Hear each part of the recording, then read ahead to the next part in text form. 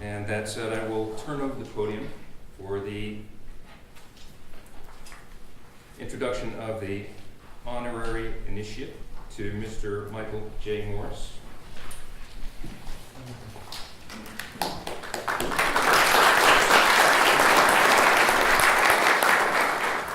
Good morning. I'm privileged to introduce the next and final award recipient, Jan Alonzo, who I've known for more than 30 years and am proud to be able to call my friend. It's appropriate, I think, to start by stressing that it probably is a requirement, but Jan is indeed a true, proud Missouri Tiger. Twice over, in fact, because she's received both her education degree and her law degrees from this fine institution.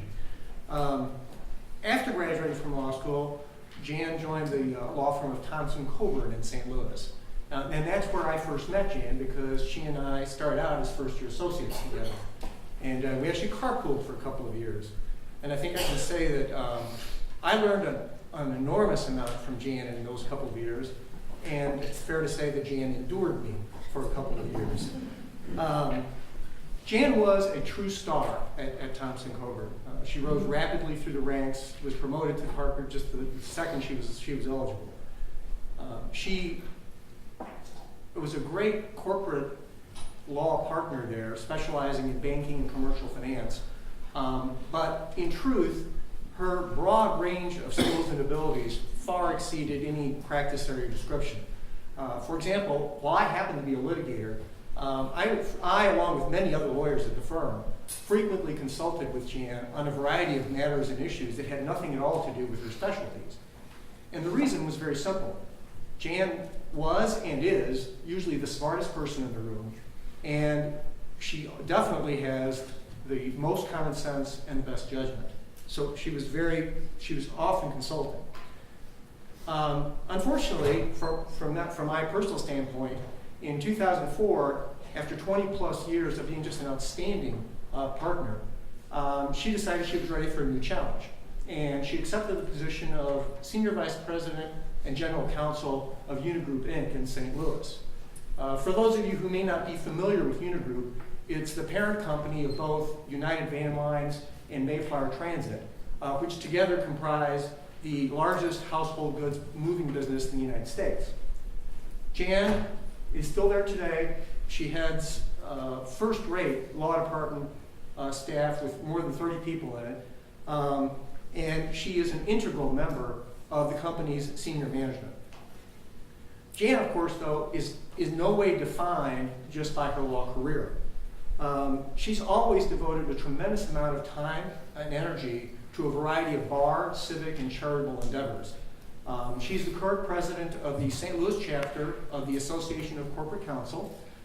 She's a member of Leadership St. Louis, a director of Legal Services of Eastern Missouri, and the Missouri Bar Institute. And in addition, Jan, through the entire time that I've known her, has worked tirelessly on behalf of her local parish church and its school. And throughout her career, Jan has spearheaded an untold number of diversity initiatives wherever she's been. And yet, there's one important aspect of Jan Alonzo that I haven't yet mentioned that really does deserve recognition. And that's the fact that she and her wonderful husband, Ray, who's here, have together raised 3 terrific children, each of whom is very professional, very successful, and couldn't possibly be nicer people. And you'll be happy to hear that all 3 of them, 2 of them are actually here, all 3 of them are also graduates of Missouri.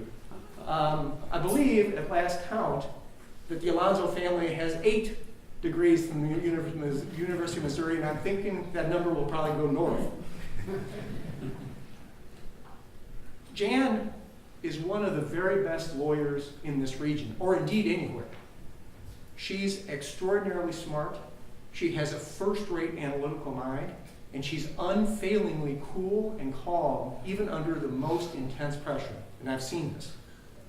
She's also plenty tough enough when she needs to be, as many a lawyer, including me, have found out firsthand.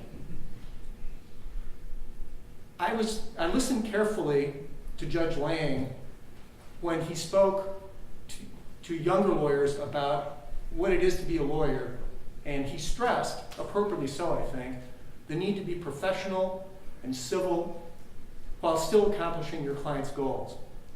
And Jan absolutely epitomizes all of those traits.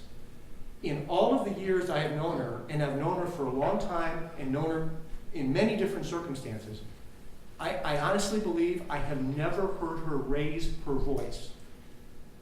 She treats everyone around her with respect, with civility, and with professionalism.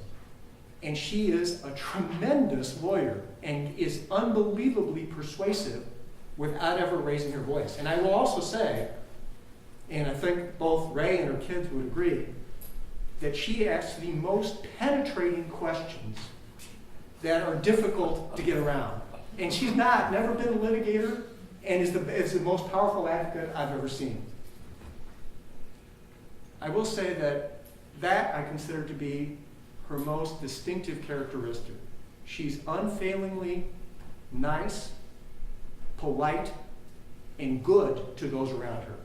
She is, in every respect, a role model for those who are around her.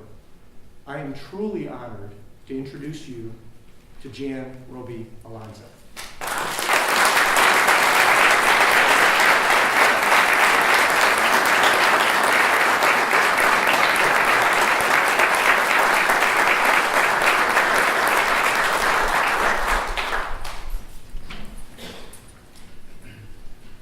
Good morning.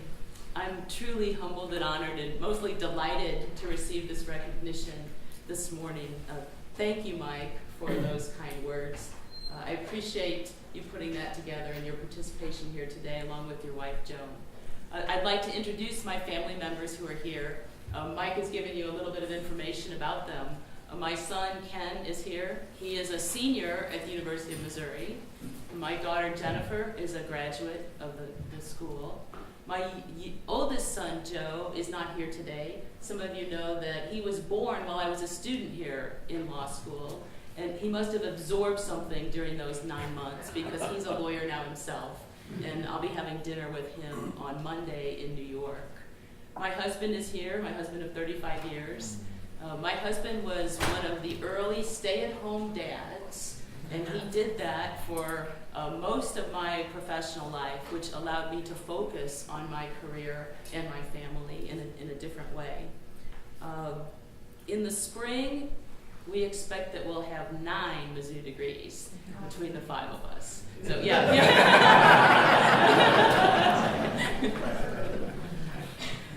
I'd also like to recognize the contribution of my parents, Frank and Dolores Robey. They're not here today, but they were high school graduates who instilled in all of their children a deep love of learning and a commitment to education so that there was never any question that all 5 of their children would go to college, and they supported us through that.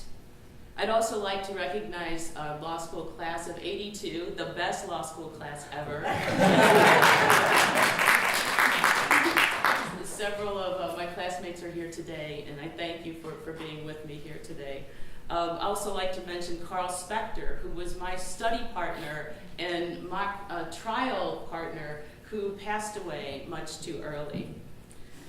Also, the students who are being inducted today into the Order of Barristers, congratulations to you, to the legal skills and advocacy that you've shown.